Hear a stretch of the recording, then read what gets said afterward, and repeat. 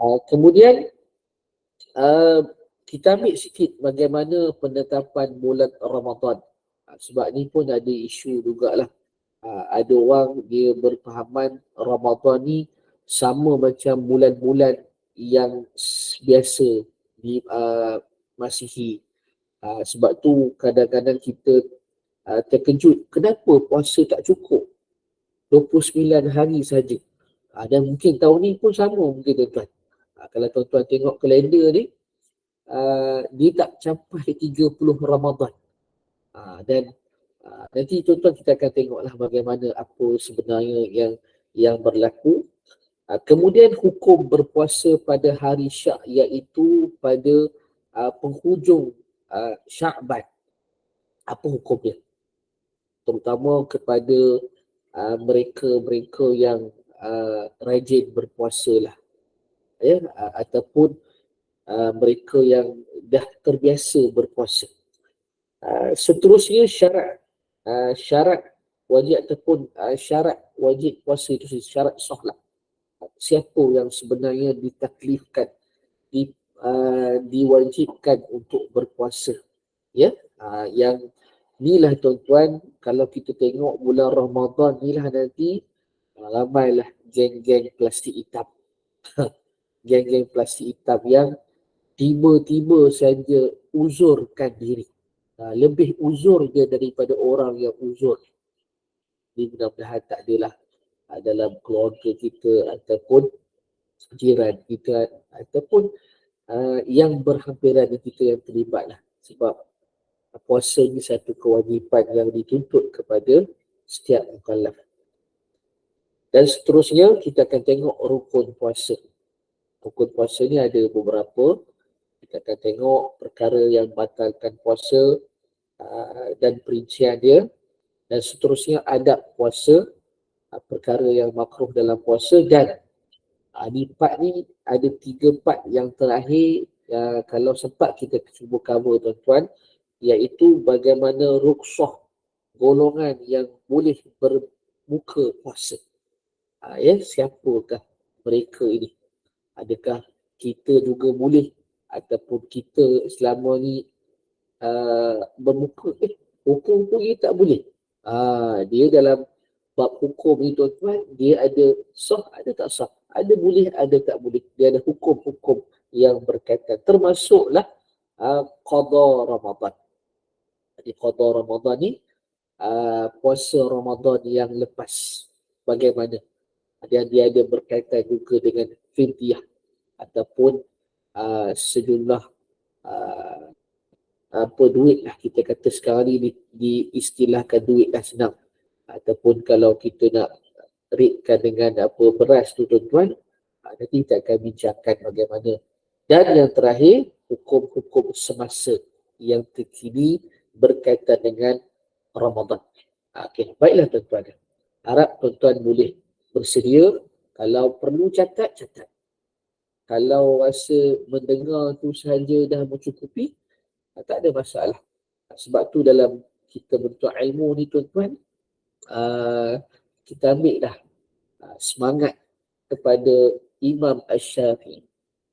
Imam Asy-Syafi'i bukan sekadar melihat, mendengar. Malah kalau tengok kepada sirah dia cuba tulis walaupun hanya di atas tapak tangan dia. Dan benda ni ditegur oleh guru dia, Imam Malik. Tu tak apalah, Imam Syafi'i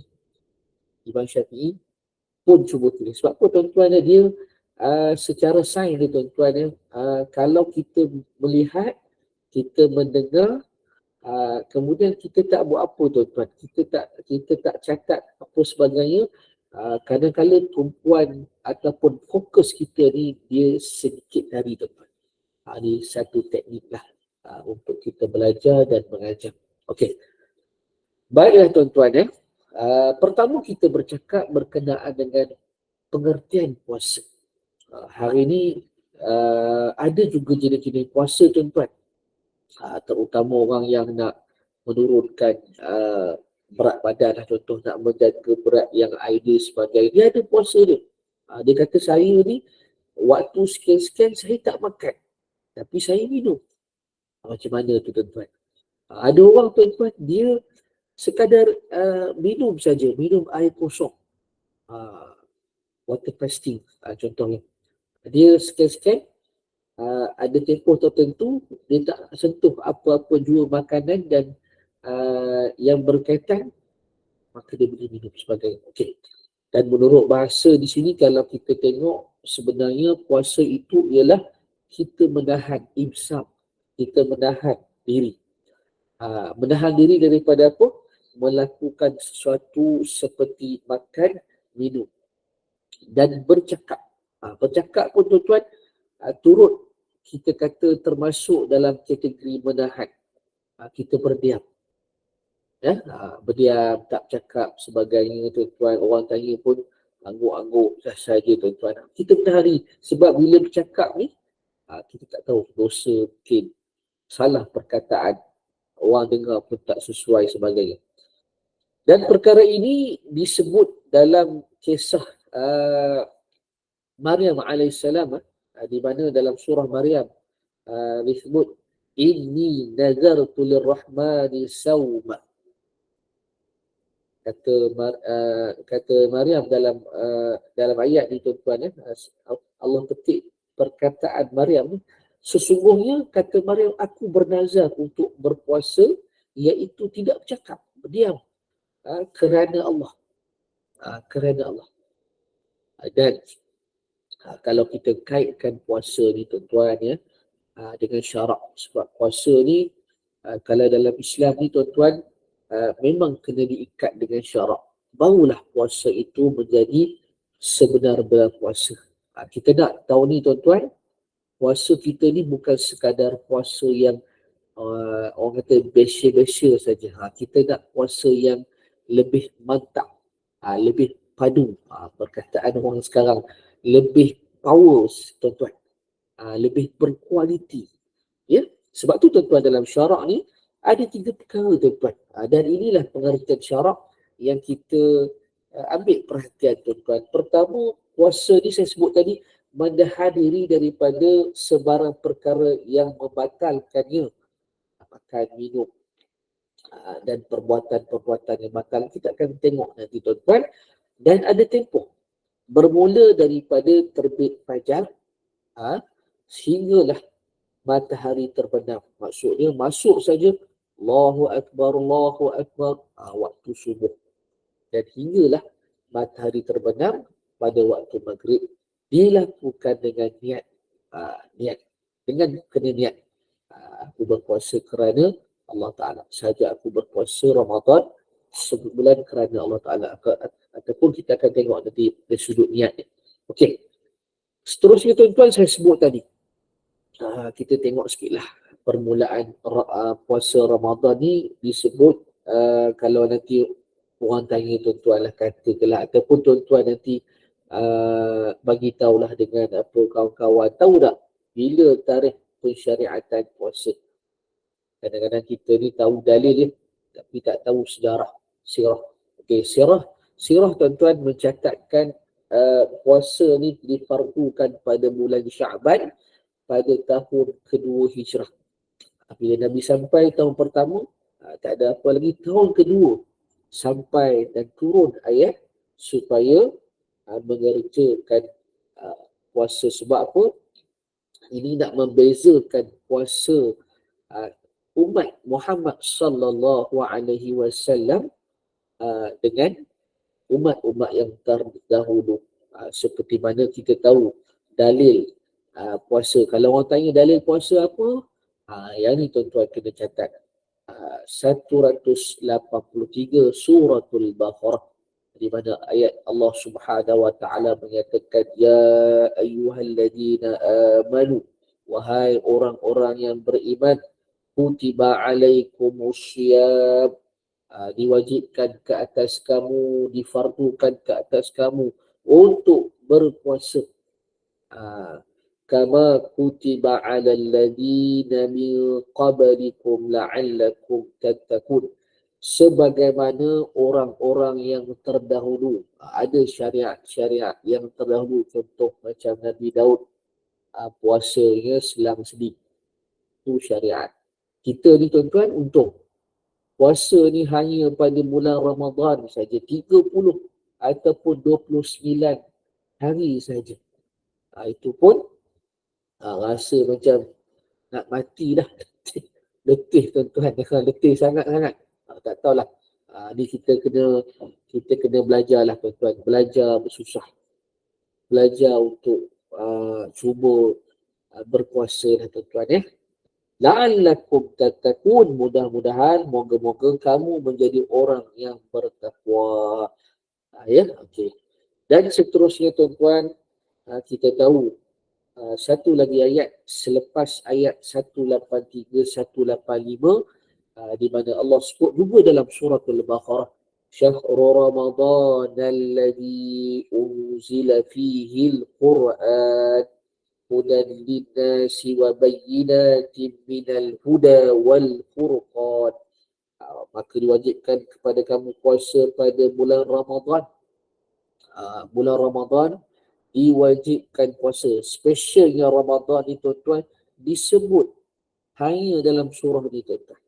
Ramadan. Bulan-bulan lain tuan-tuan apa dia tak khusus, tapi bulan ni tuan-tuan Ramadan disebut satu ibadah yang khusus pada bulan Ramadan, iaitu puasa. Padanya diturunkan Al-Quran special tuan-tuan.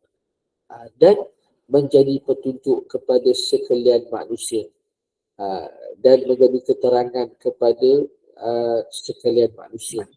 Wa bayyinatin minal huda wal furqan. Yang ni yang kita akan tengok nanti. Faman syahida minkum syahr rafal yasumu. Barang siapa yang menyaksikan anak bulan Ramadan, maka hendaklah ia berpuasa. Okey, itu berkaitan dengan ayat dalam surah Al-Baqarah. Kita tengok sikit. Kita cuba cepat sekali. Okey. Seterusnya. Yang ni tuan-tuan boleh catat. Boleh catat tuan-tuan. Hukum. Bila kita cerita tentang hukum, dia ada hukum-hukum berkaitan. Setiap ibadat ni tuan-tuan, dia ada hukum-hukum yang tentu. Dia ada hukum wajib, dia ada hukum makruh, dia ada hukum sunat sebagainya. Di sini tuan-tuan, hukum bagi sesiapa yang meninggalkan puasa pada bulan Ramadan. Yang pertama tuan-tuan, siapa yang ingkar. Dia kata saya ni tak nak puasa. Saya tak percaya dengan puasa. Maka dia akan menjadi seorang yang kufur, kafir. Dan orang begini disuruh untuk bertaubat sebagaimana orang yang murtad. Kerana apa?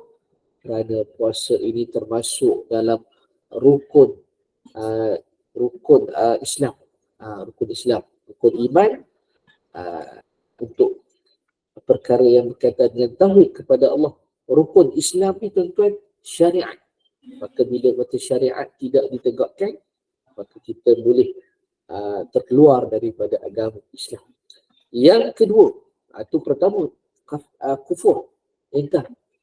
Yang kedua, kategori orang yang meninggalkan puasa pada bulan Ramadan ni tuan-tuan, sekiranya dia enggan, hendaklah dijatuhkan hukuman bunuh ke atasnya jika dia telah lama meluk Islam dan tidak tinggal berjauhan dengan ulama. Ni sampai macam tu sekali lah ayat ingkar ni, hukuman kepada. Dan yang ketiga, sesiapa yang tidak berpuasa tanpa ingkar. Maknanya dia ni bukan tak boleh puasa, boleh. Budak tadika pun boleh puasa. Yang ni tuan-tuan, tak tahulah. Kita akan tengoklah nanti. Harap-harap tuan-tuan tak berlakulah dalam masyarakat kita orang tak puasa ni tuan-tuan. Sebab tu tuan-tuan, kita kena bekerjasama. Orang tak puasa ni tuan-tuan ni, saya minta maaf tuan-tuan. Bukan tak suka kalau adanya kedai-kedai yang buka pukul 4, bazar Ramadan ke sebagainya. Jadi sebenarnya menggalakkan orang yang tak puasa ni datang. Dia seronok pula. Dia kata tak apa, pagi ni kita tapau tu waktu sahur ni tuan-tuan ni, yang saya tengok. Waktu sahur tu kita beli siap-siap kedai mamak. Dia pun dah tahu dah. Taktik dululah sebelum PKP. Masa PKP lagi maju teknik dan strategi. Ni golongan geng plastik hitam. Kita order je. Grab. Tak payah risau. Orang tak puasa ni. Pagi boleh rehat, tidur. Berlakon. Macam puasa juga. Saat ni pukul 4, kita pergi bazar. Buat macam biasa je. Jadi, orang yang macam ni tuan-tuan dikategori sebagai fasik. Tadi kufur. Yang kedua ni fasik. Dia bukan tak boleh buat. Tapi dia fasik. Dia memang tak nak. Memang jadi macam malas tuan-tuan nak buat. Dia tahu puasa tu wajib. Tapi dia tak nak buat. Dan orang yang begini tuan-tuan, pemerintah boleh memenjarakan dia. Penjara tuan-tuan tak payah bagi makan, tak payah bagi minum pada siang hari supaya dia pun turut sama berpuasa. Saya ingat ni bagus tuan-tuan. Ada golongan macam ni tuan-tuan, kita himpun ramai-ramai, hantar pergi ke tempat-tempat tertentu, paksa puasa. Tak ada masalah. Sebab ini kewajipan kepada kita untuk mereka yang tak berpuasa. Sepatutnya benda ni diaplikasikan juga tuan-tuan kepada orang yang tak nak solat. Sama tuan-tuan, solat lagi tinggi martabat dia. Puasa ni bawah sikit tuan-tuan. Okay. Kita tengok yang seterusnya, hikmah puasa. Ada banyaklah hikmah tuan-tuan. Ni saya ambil yang point tuan-tuan supaya tuan-tuan boleh catat. Pertama tuan-tuan, nak sedarkan diri kita ni orang yang beriman sentiasa dalam perhatian Allah. Sebab tu Allah sebut tadi kutiba alaikumusiyam. Di hujung dia la'allakum tattaqun. Wahai orang-orang yang beriman, puasa itu wajib. Bila puasa, maka sempurnalah iman kamu. Bila sempurna iman kamu, naiklah satu martabat, iaitu al-muttaqin. Yang kita tuan-tuan, kita nak itulah. Supaya kita ni bukan sekadar berislam, Islam yang beriman, dan iman itu kita jadikan sebagai hubungan takwa kepada Allah Subhanahu Wa Taala. Maka kita dalam perhatian Allah Subhanahu Wa Taala. Dan yang kedua tuan-tuan, jalan yang termudah untuk kita tunaikan hak kita sebagai seorang hamba. Hamba ni tuan-tuan tak boleh kata apa. Hamba ni bila disuruh tuan-tuan dia kena buat. Kita mengaku kita ni hamba Allah. Bukan main tuan. Kadang-kadang orang minta sedekah, kita tulis dekat tu. Tak apalah, saya ni tak nak tulis nama saya sangat. Tulis saja hamba Allah. Bukan senang tuan-tuan nak mencapai darjat seorang hamba. Kalau ini pun kita tak boleh buat, yang asas dalam agama, maka tuan-tuan kena nilai baliklah. Layak tak layak untuk kita bergelar seorang hamba di sisi Allah Subhanahu Wa Taala. Dan yang ketiga tuan-tuan, hikmah kita berpuasa ni kadang-kadang tuan-tuan, hati kita ni dah lama tuan-tuan makan banyak sangat. Makan macam-macam makan. Setahun kita dah makan tuan-tuan, selama 11 bulan tuan-tuan kita dah makan. Makan itu, makan ini tuan-tuan. Maka dah sampai satu masa tuan-tuan kita buat overhaul. Kita buat proses pembersihan tubuh badan kita. Kerana apa tuan-tuan? Kerana tujuannya untuk mendidik jiwa kita. Mengurangkan sifat degil, malas, keras hati kita. Dan ini akan menjadikan kita lebih lembut hati. Tengok orang tak makan tuan-tuan, apa kita tak rasa sebab kita ada makanan. Contoh sekarang ni tuan-tuan, kita mungkin lupa apa yang berlaku di bumi Gaza, apa yang berlaku di bumi Al-Quds. Mereka tidak ada makan tuan-tuan. Mereka langsung tak ada apa nak makan. Kita ni tuan-tuan boleh cakap lagi. Hari pertama ni saya target nak pergi bazar, saya nak cari ayam kecil. Siap cakap macam tu lagi. Orang Palestin tuan-tuan, mereka tiada pilihan. Nak makan apa? Tak ada makan. Kita masih lagi ada pilihan. Yang keempat tuan-tuan, merupakan satu wasilah yang saya sebut tadi untuk menzahirkan rasa prihatin rasa simpati kepada mereka yang susah, mereka yang tiada apa yang boleh dimakan. Okey tuan-tuan, kita tengok sikitlah berkaitan dengan penetapan bulan Ramadan ni. Ramai orang dia tak faham. Dia kata Ramadan ni tengok kalender cukup. Tengok kalender cukup. Cukup waktu masa tu, okey kita puasa. Cukup masa tengok dalam kalender, kita raya. Tidak tuan-tuan. Penetapan bulan Ramadan ni tuan-tuan, dia ada dua cara. Yang pertama, kita lihat kepada anak bulan pada malam 30 Sya'ban. Pada malam tu tuan-tuan, pada petang. Dia dalam Islam ni tuan-tuan, kita akan tengok start petang tu sampai nak masuk malam tu tuan-tuan. Malam hari yang berkenaan sebab Islam ni, malam tu dah dari hari lain. Maka tengok pada hari yang berkenaan. Dan yang kedua dipanggil sebagai hisab. Yang tadi ru'yah. Yang kedua hisab. Tak apa, kita tak payah bincang sangat bab tu agak teknikal sikit lah. Okey, kita tengok hukum tuan-tuan. Hukum berpuasa pada hari ke-30 Sya'ban. Hari Syak. Hari Syak ni maksudnya puasa tak puasa Ramadan. Kita Syak tuan-tuan. Okey.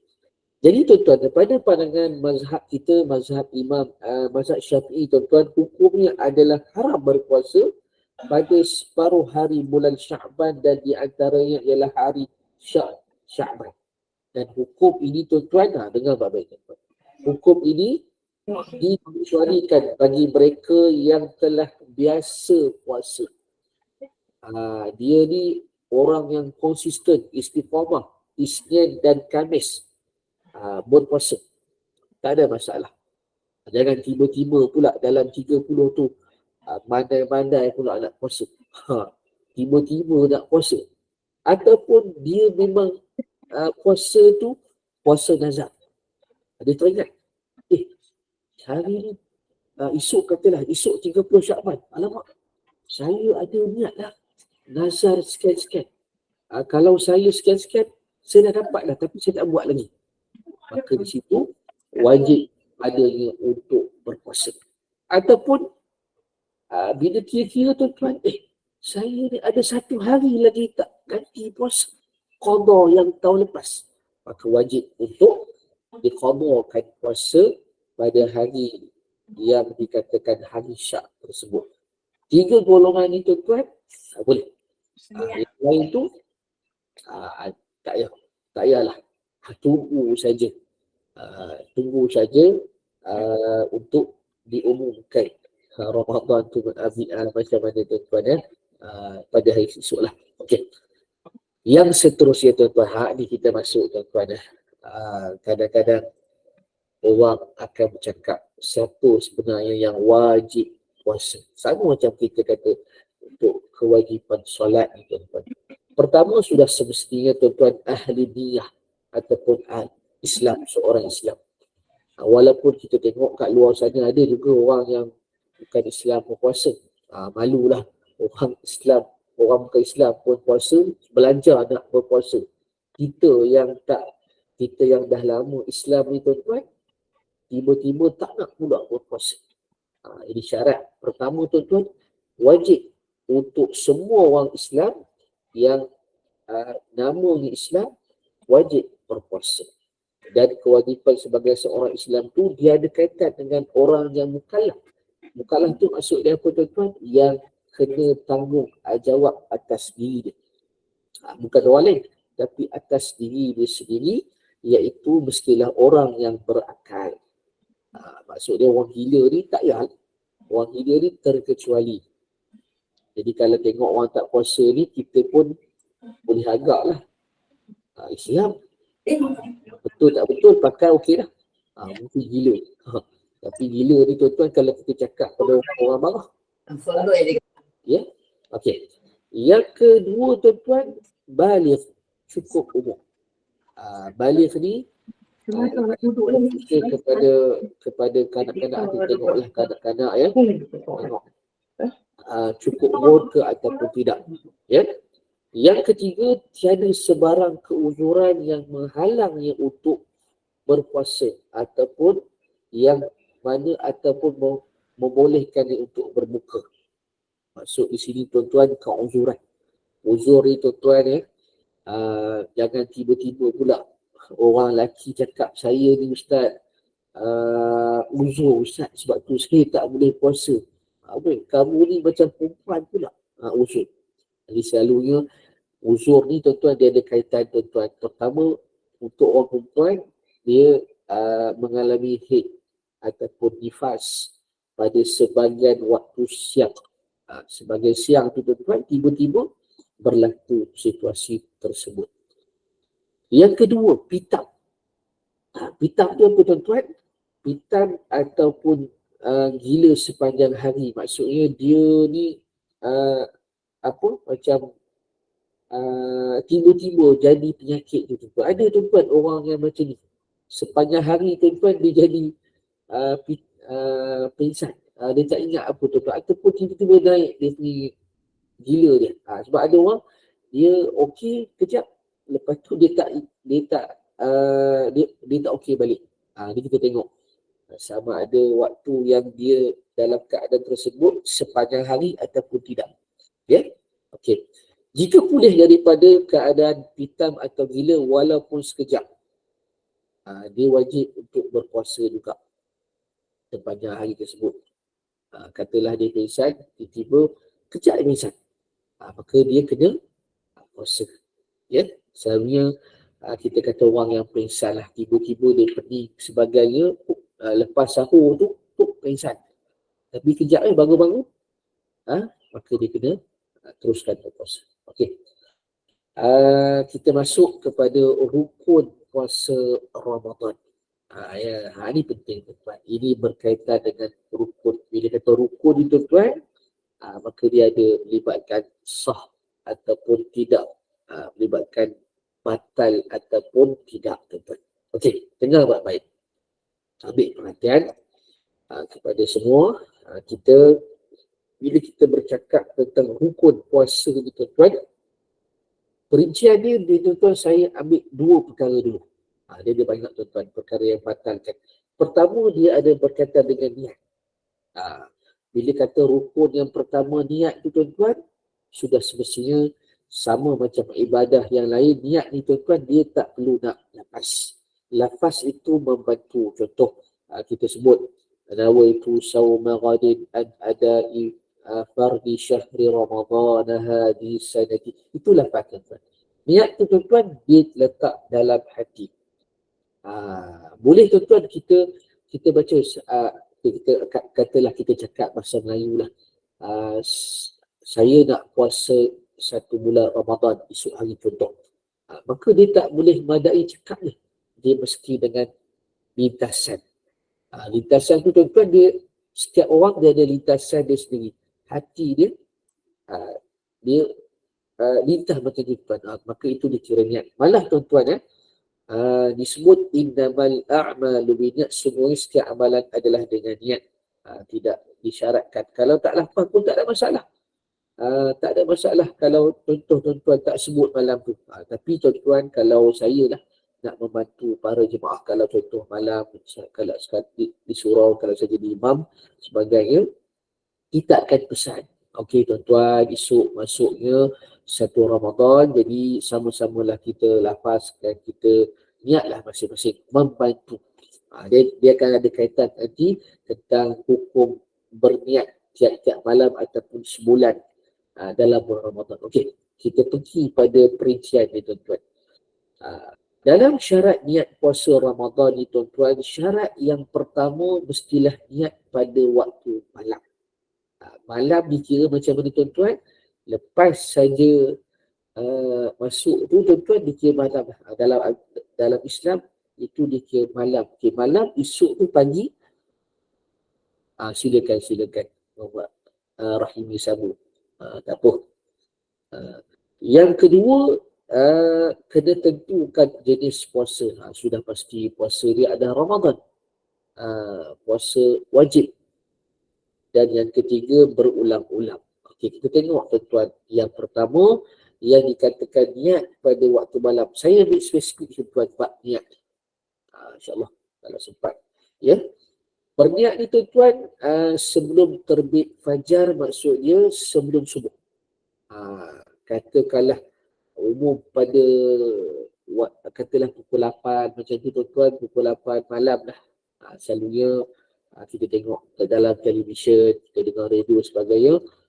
Dengan ini diumumkan pada esok hari adalah hari berpuasa kepada seluruh umat Islam di seluruh Malaysia. Okey, kita boleh niat.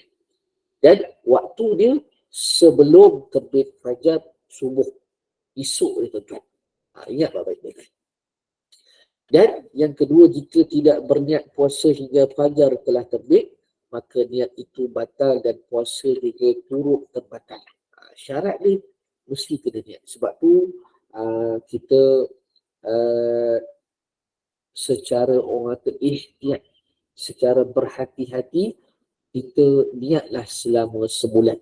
Ni ada nanti saya akan ceritakan bagaimana niat yang sebulan tu tuan-tuan. Okey.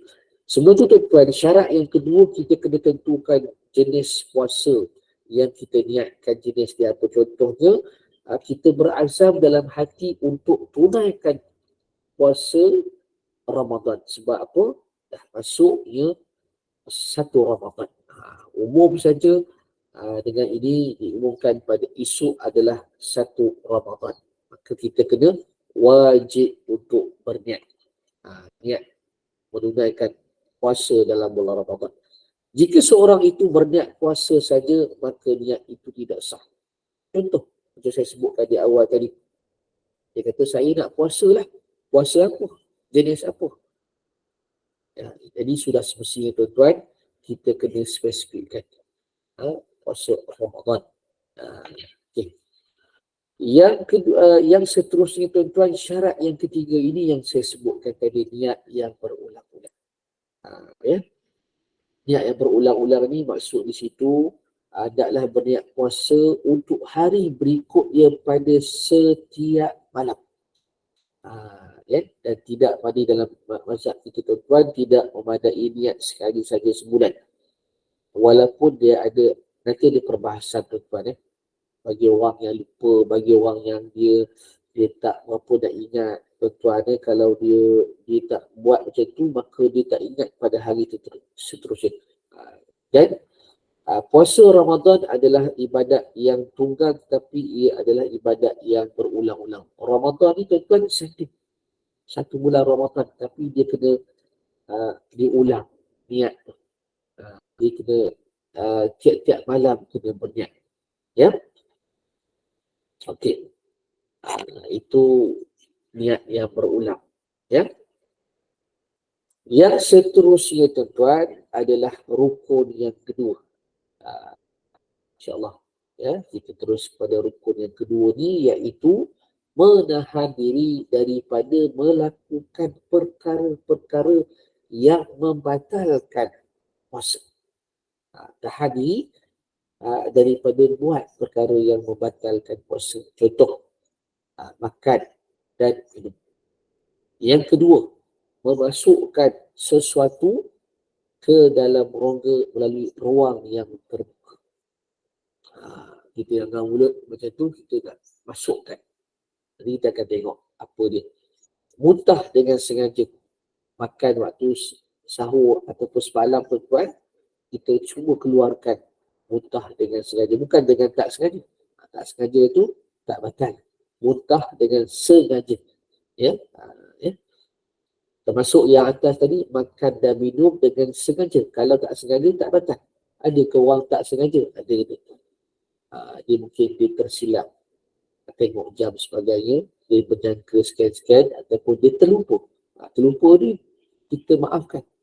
Tak ada. Tapi janganlah sampai terlupa tu satu pinggan kita bantai. Tu dah bukan terlupa dah tu. Itu lain tuan-tuan. Okay. Yang keempat, melakukan hubungan kelamin dengan sengaja. Tak tahulah kalau ada orang tak sengaja. Tapi ada kes-kes tertentu macam tu. Yang kelima, mengeluarkan air mani dengan sengaja. Yang keenam, haid dan nifas. Dan yang ketujuh, gila dan murtad. Okey, kita pergi perincian tuan-tuan berkenaan dengan perkara pertama makan dan minum. Saya sebut tadi tuan-tuan. Makan dan minum walaupun sedikit membatalkan puasa. Tetapi sekiranya terlupa diri dia berpuasa dan dia makan dan minum, puasanya tak batal. Walaupun dia sudah makan atau minum dengan kuantiti yang banyak sekalipun. Tapi tuan-tuan kalau lupa contohlah, dia lupa, betul-betul lupa makan. Bila dah makan tak ingat apa dah. Selera tuan-tuan tak ingat. Kita dah biasa makan. Dia dah ada waktu, dia lepas saja, katalah contohlah, lepas sahur tu dia tidur. Sahur pula awal. Pukul 2 pagi sahur. Taklah jenis orang yang dia kata tu sahur. Sahur pun kita ada perbahasan. Dia panjang tuan-tuan buat puasa dia. Lepas tu tidur pula. Subuh tu bangun, sembahyang, tidur balik. Bangun tu, buka peti ais, makan. Lupa hari tu hari pertama puasa.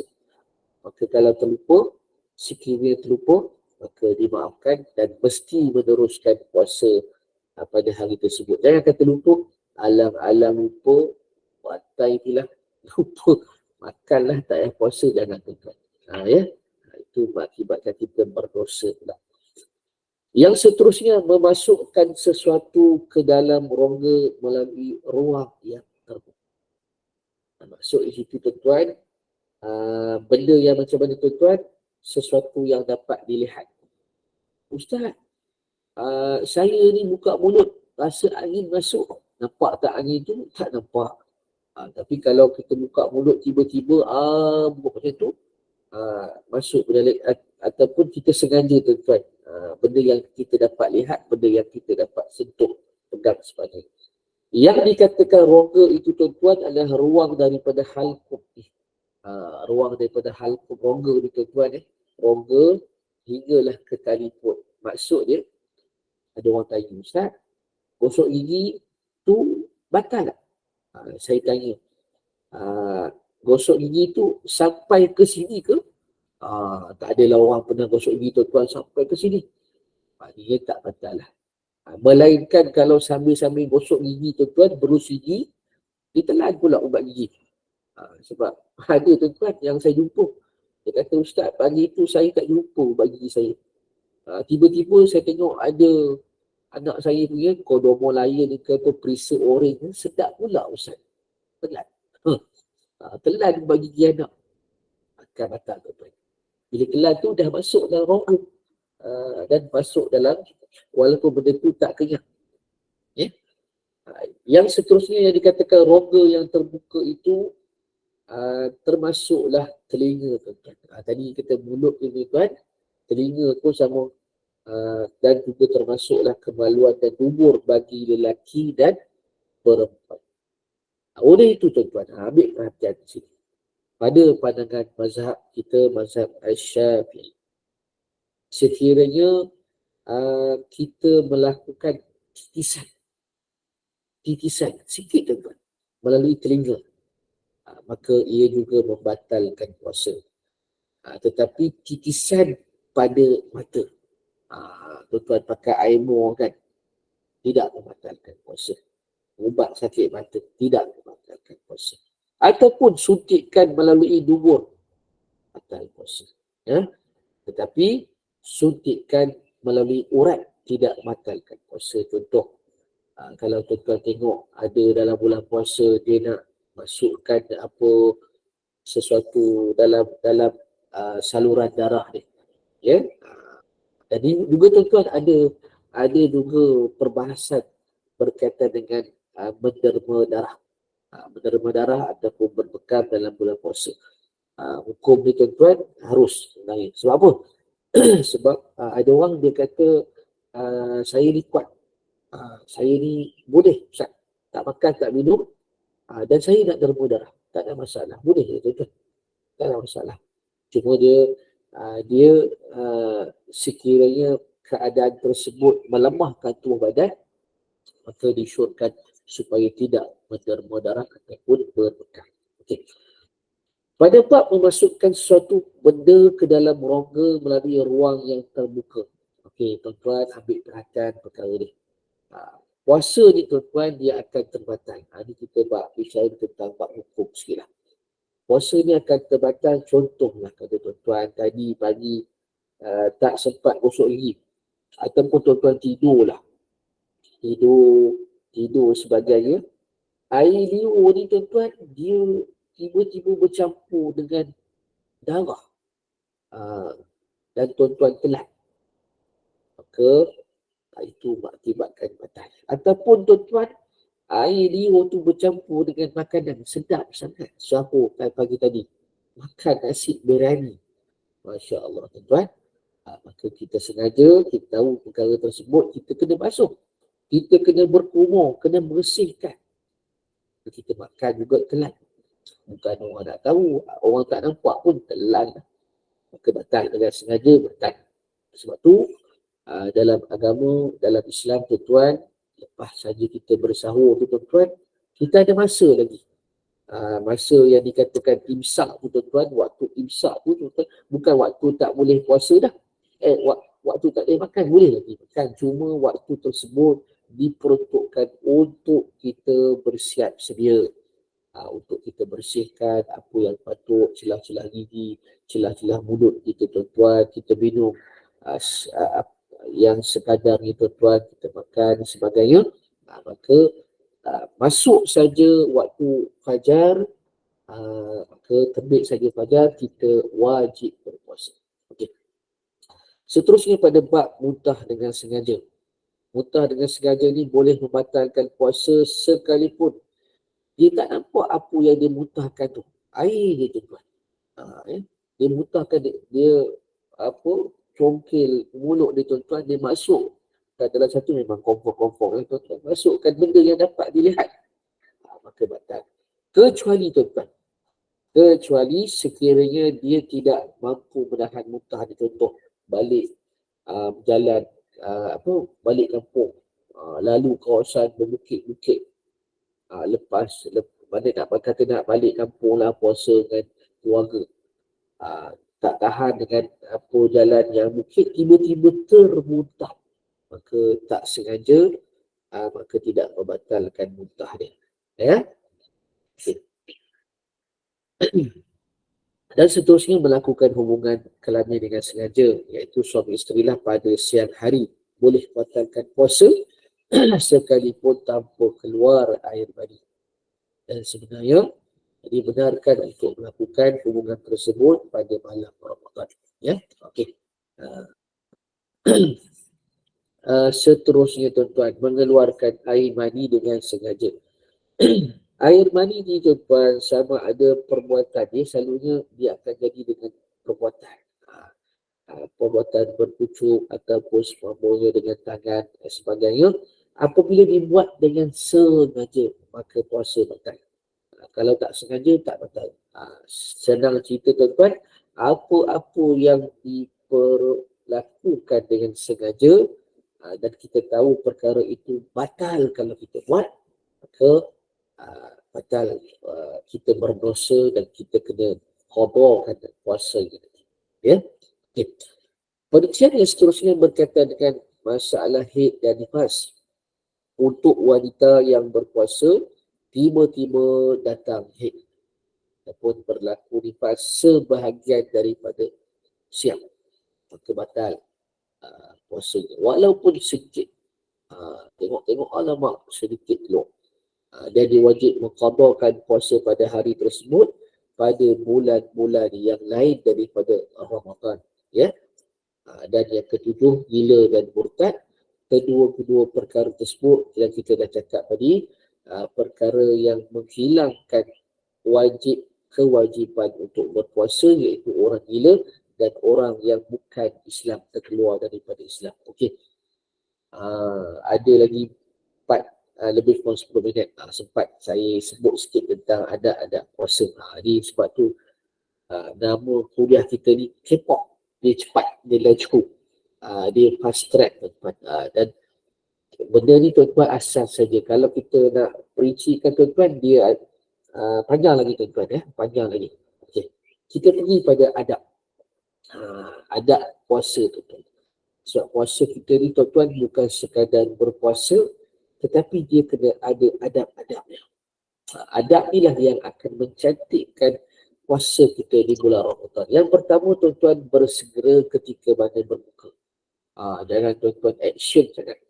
Tengok, saya boleh berpuasa selama 20 jam. Tak ada makan, tak ada minum. Jangan tuan-tuan.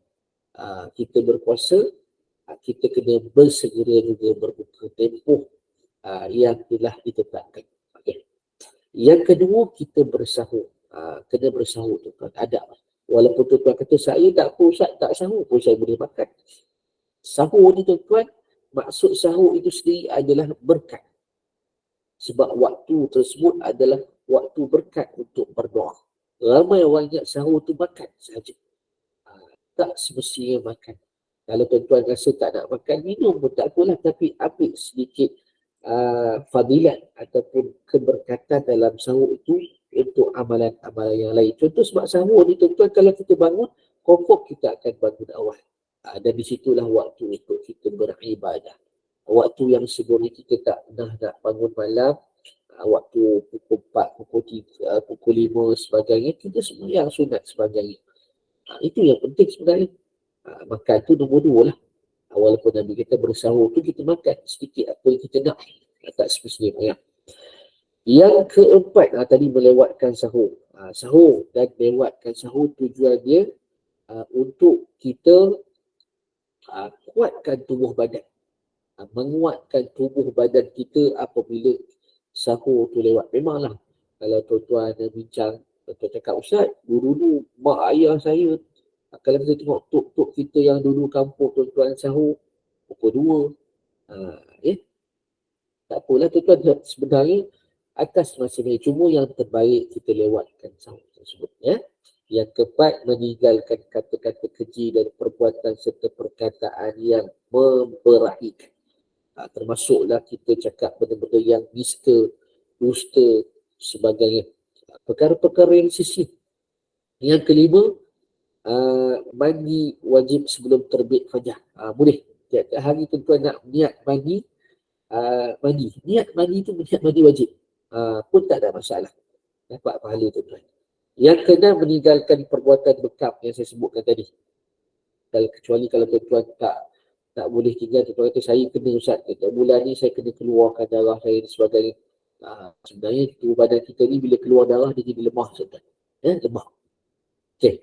Yang ketujuh, meninggalkan perbuatan yang kita kata merasa makanan ataupun terpaksa kuliah. Tuan-tuan tukar masak lah cerita.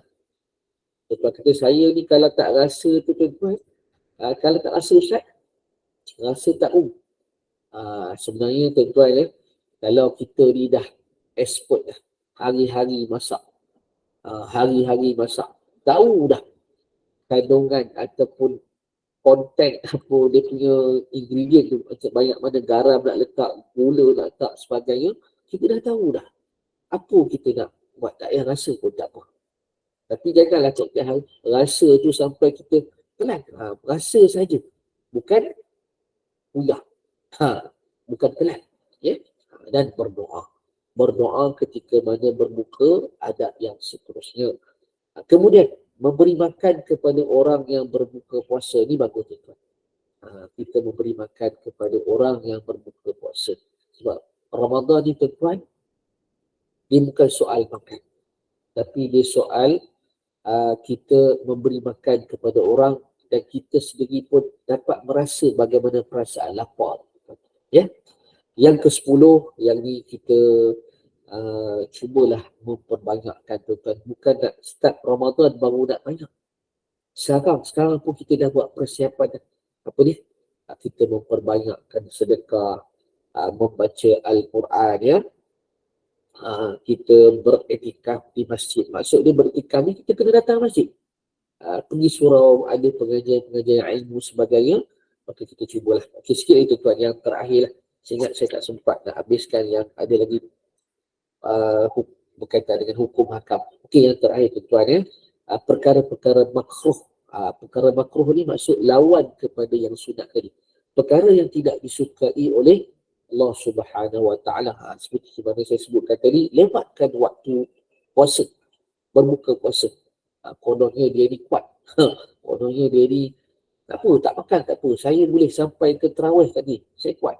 Tak boleh tuan. Maka hukumnya berbukalah puasa. Tidak makan sahur. Yang ketiga, terlalu awal makan sahur tadi. Ya. Yang keempat, bercakap dengan kata-kata keji dan lucah. Yang kelima, mandi janabah selepas terbit fajar. Yang keenam, berbekam. Yang ketujuh, rasa makanan dan kunyah. Patutnya tinggallah benda ni. Tidak perlu. Ini lawan kepada yang berkaitan dengan adab berbuka puasa tadi. Okey. Dan yang seterusnya tuan-tuan, kita ada masa sikit lagi tuan-tuan. Tak sempat saya nak habiskan lagi sikit lagi. Okey. Perkara yang seterusnya berkaitan dengan berkaitan dengan golongan yang diberikan rukhsah untuk berbuka puasa ni, ada beberapa golongan. Dan perbahasan dia sebenarnya panjang tuan-tuan. Saya ingat tak sempat untuk saya sebut saja tuan-tuan. Tak sempat untuk saya bahaskan perkara ni sebab dia ada berkaitan dengan qada dan fidyah tuan-tuan. Cuma saya nak sebutkan golongan yang diberikan rukhsah. Bila kita rukhsah ni tuan-tuan, adalah kemudahan untuk berbuka. Siapa mereka tuan-tuan? Pertama, golongan yang dipanggil sebagai orang-orang musafir, orang-orang yang dalam perjalanan melebihi 2 marhalah. Yang kedua, orang sakit. Dan kategori orang sakit ni tuan-tuan dia ada 2. Sakit yang ada harapan sembuh, sakit yang tidak ada harapan sembuh. Yang ketiga, orang tua yang lemah tubuh badan fizikal yang tidak mampu menguruskan dirinya sendiri, melainkan dengan bantuan orang lain. Dan yang keempat, pesakit tadi. Pesakit ni dia tak ada harapan sembuh. Yang kelima tuan-tuan, perempuan yang mengandung dan menyusukan bayi. Dan dia ada 2 kategori. Saat dia berbuka ni sebab apa? Dia takut diri dia ke ataupun takut bayi yang disusukan tu. Okey. Jadi tuan-tuan ni saya ingat saya stop dulu untuk kuliah untuk persediaan Ramadan sebab ada lagi separuh lagi kitab yang saya nak baca secara ringkas lagi tuan-tuan. Tak sempat saya nak habiskan. Jam telah menunjukkan pukul 9:05. Jadi terima kasih atas perhatian tuan-tuan, puan sekalian, para ibu sekalian yang sudi dan setia menanti sehingga akhirnya. Dan saya serahkan kembali kepada urusnya lah, kepada admin sebab Wallahu a'lam. Assalamualaikum warahmatullahi taala wabarakatuh. Waalaikumsalam. Waalaikumsalam warahmatullahi wabarakatuh. Ada soalan. Kalau ada soalan pun mungkin 1-2 bolehlah kan. Kalau tak ada kita kena buat kepok yang kedua kot. Yang pertama, angkat tangan jika nak bertanya, silakan. Adakah? Semua tahu dah Ustaz? Ustaz dah sentuh semua aspek. Assalamualaikum Ustaz. Waalaikumsalam warahmatullahi wabarakatuh. Silakan. Ustaz, saya nak tanya, yang ambil darah tu boleh ke Ustaz? Masa Boleh. kita berpuasa? Boleh, harus. Harus. Okey, terima kasih. Last question. Silakan, satu lagi saya nak tanya. Silakan.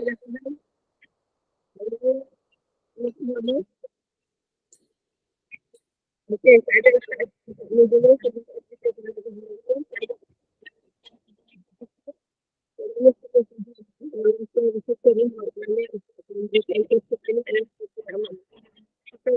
Nanti ada sebulan lagi Ustaz, kok dah terlupa. Ada sebulan lagi baru kita nak. InsyaAllah kalau perlu dibuat siri yang kedua, insyaAllah kita akan buat, saya syorkan supaya siri yang kedua ni dibuat secara soal jawab. Itu lebih baik. Lebih baik. Nanti kita kita semulakan dengan admin Ania, Asyik. InsyaAllah. Panggil jemput Ustaz semula. InsyaAllah. Terima kasih. Jadi kita akan tetapkan harinya, tengoklah hari-hari apa. Mudah-mudahan yang dekat-dekat dengan puasa lah untuk cakap pasal puasa ni kan. Ya, dekat. Lagi sebulan lagi nak puasa ni, insyaAllah. InsyaAllah. Okey, Puan Ania, sila ambil perhatian ya. Baik, terima kasih banyak-banyak, sangat berguna sesi hari ini. Alhamdulillah ramai yang hadir. Semoga bermanfaat untuk semua dan kita boleh amalkan. Dan tak was-was nak buat apa pun senang. Jadi Alhamdulillah Ustaz, terima kasih lagi sekali. Terima kasih juga kepada jemaah. Silakan Ustaz tutupkan majlis kita dengan tasbih kafarah dan juga surah Al-Asr. Silakan.